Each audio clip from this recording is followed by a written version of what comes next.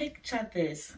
You have just delivered a bouncing, beautiful, adorable, angelic new baby, and your doctor comes in with a list of instructions for your newborn. You look at this list and you see that a lot of the things here actually oppose the very things was done for newborns when you were growing up. Well, today I will be talking about the whys of my doctor's instruction, and we are live.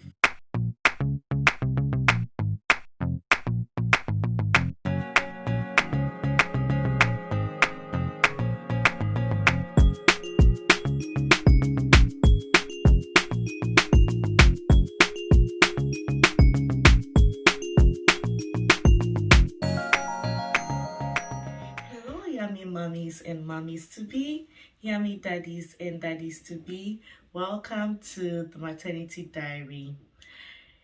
Many times, as a new mom, we are overwhelmed with so much information coming from health providers, family, friends, and even social media that we forget to ask the simple question, why? Why am I being told to do this? Why am I told not to do that? In my own experience, when I had my first baby, I had a pretty good idea of the things to expect to do for my baby. And so I was particularly shocked when a lot of the things I knew was done for babies were told to me not to do. This is why today I will be taking my time to answer a few of the whys of my doctor's instruction. The very first thing that my doctor told me was, you do not need to bath your baby multiple times in a day. In fact, you only need to bath your baby a few times in a week, and that is enough. Yeah, I was just as shocked as you are. I was like, how? Is it that my doctor doesn't want my baby to be clean, or he doesn't want my baby to smell very good?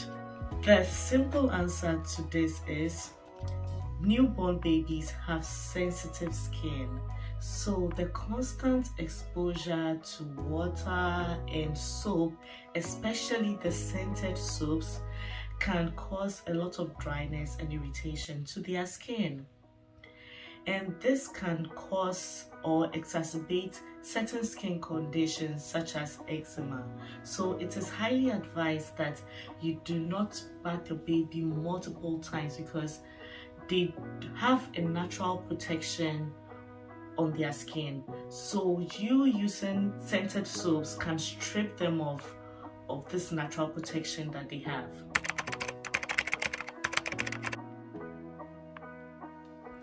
Is it that my doctor doesn't want my baby to taste the goodness of life?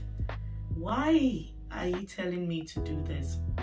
Culturally, for me, this was surprising to me because we do, as a Ghanaian, we are very passionate about naming ceremonies of our children because it's an important passage of life. During the naming ceremony, babies are given a tip of the finger of certain household items like salt, water, honey, alcohol to signify certain values and principles in life. And mind you, I mentioned honey was part of the things that sometimes was used. So I was really surprised by this, and the answer to this is because of the life-threatening complications of infant botulism.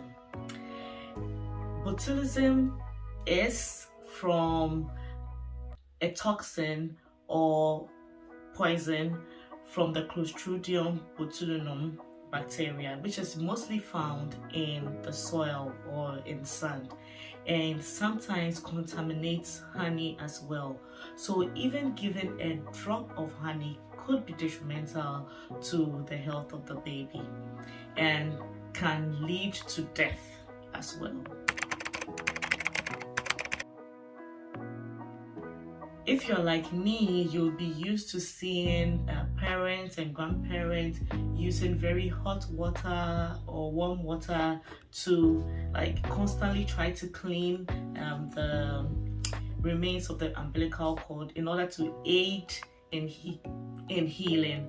So sometimes we would put like very warm water in a towel and then place it there so that it just aids in the healing. But actually, from my understanding and what I learned from my nurse, it's a no. All you have to do is to keep it clean and dry. This actually accelerates the healing of the umbilical cord. In my case, I remember when I followed the instructions of my nurse, the umbilical cord fell within a few days. I think within 4 days it was already off, and the process of healing started very quickly. It's not because your doctor or nurse doesn't want your baby's crib to look beautiful and stunning.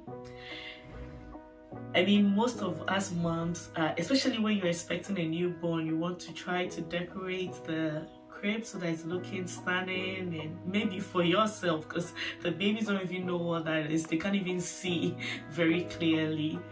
And the reason for that is to reduce the risk of suffocation and potential death. Imagine if your baby is sleeping and the blanket rolls over their face and you are deeply asleep, especially when you're a first-time mom. Sometimes you can be so tired from the constant waking up of your baby that sometimes you can just fall into deep sleep without even realizing.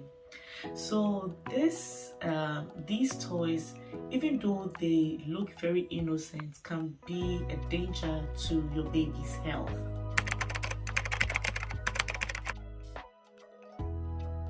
As far as I know, a lot of babies actually sleep very well on their stomachs. So being told that my baby should sleep on my back, I was like, okay. So I tried to find out the reason behind that, and it's because it reduces the risk of SIDS.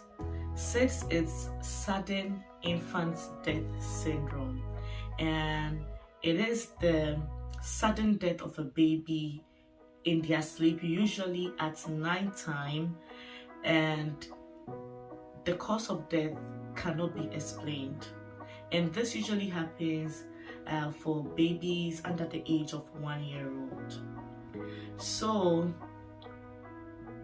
what has this got to do with my baby sleeping on her back?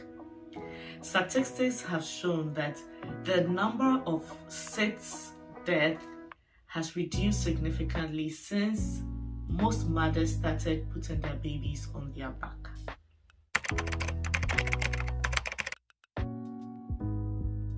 This was a shocker to me as well. I was used to seeing babies being given water, like as soon as they're born, they just give them a little bit of water, and I was just as surprised as you were.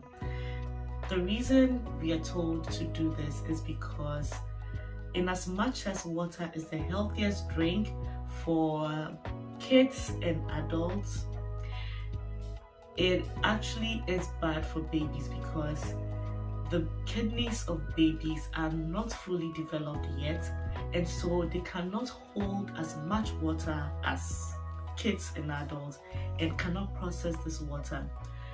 And even given a moderate amount of water can lead to brain swelling and potentially brain damage and death.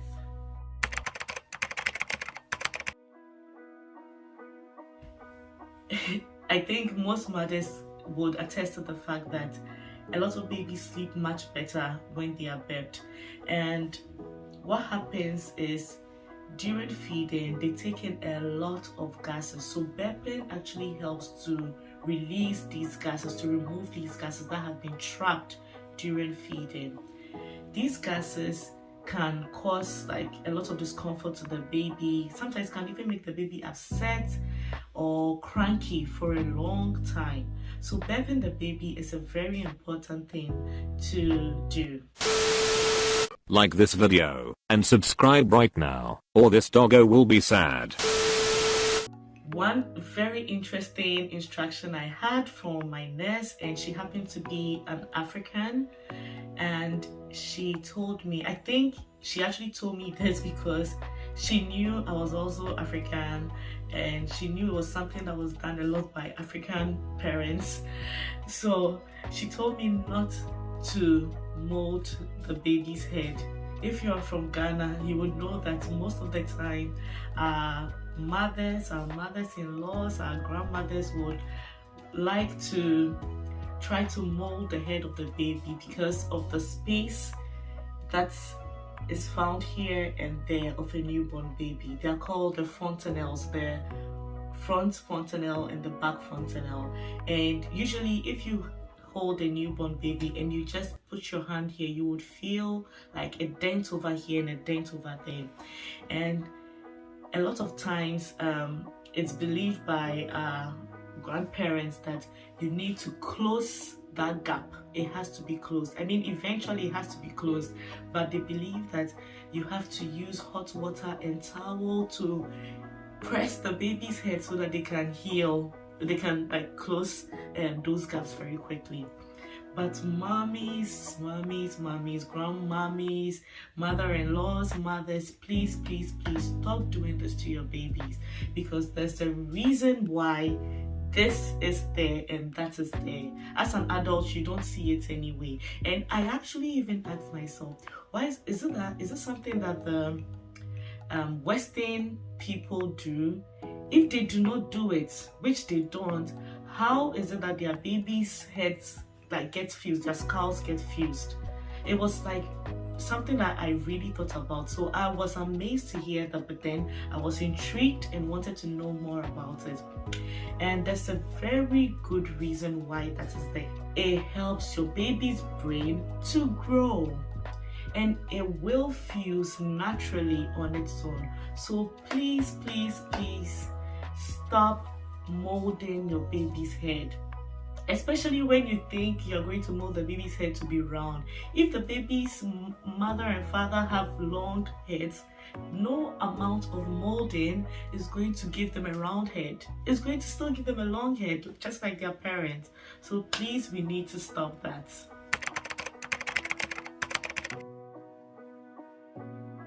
That's funny, right? Yes, if you've had a newborn or you've ever had a baby, you'll notice that at every stage they have a different color of poop. Like the very first poop is called the meconium, which is a very black, sticky, like coal tar-ish kind of poop. And then it graduates to greenish, yellowish, then to yellow, and gradually it gets to wherever. So what monitoring the poop does is it helps you to identify if the baby has any health issues or if they're having sufficient amount of breast milk that they are drinking. And the texture and the color of your poop can help you to know if your baby is not well. So there's a need to keep monitoring the diaper of your baby to see how the poop is. In fact, you can actually take a journal, especially if you're a new mom, and then write the poop color, the texture, and the day, just so that if any changes happen that you are unsure of, you can go to your health provider and talk to them about it. I mean, there are many times in the 90s, you'd see someone go have a baby and they're even sitting in the front of the car. The mothers are sitting in the front of the car. They just got out of the hospital in the front of the car with no car seat, and they are holding their baby or breastfeeding their baby in the car. That is really dangerous, mummies. It's very dangerous. And front facing is also as dangerous as doing that. They're not being in a car seat at all. What rear facing car seats do is it reduces the impact of collision, because the babies have very fragile spinal cord. It's not fully developed yet. So a collision would greatly affect the spinal cord of the baby. Breast-facing car seats will help to reduce the impact of collision. If you understand physics, you will know exactly what I'm talking about. And so, mummies and daddies and everyone watching this video, I hope you learned something new today. Comment and let me know if there's any question that I haven't tackled. I know you have questions. There are so many instructions that we are given, especially when you give birth outside of where you were born. You begin to question a lot of the things that you knew when you were growing up. Please comment. I hope you learned something. Please don't forget to subscribe. YouTube tells me that you are not showing your girl enough love because you keep watching my video and you are not subscribing. Please subscribe. Make sure you share it to your friends and family. Keep liking, keep commenting, and more importantly, please hit the notification bell just so that whenever a new video is uploaded, you'll be one of the first to be notified, and you'll be the one of the first to comment on this video. Thank you so much for your time. Thank you for watching, and until next time, stay happy, stay healthy, stay beautiful, and never forget that God loves you. See you next time. Bye.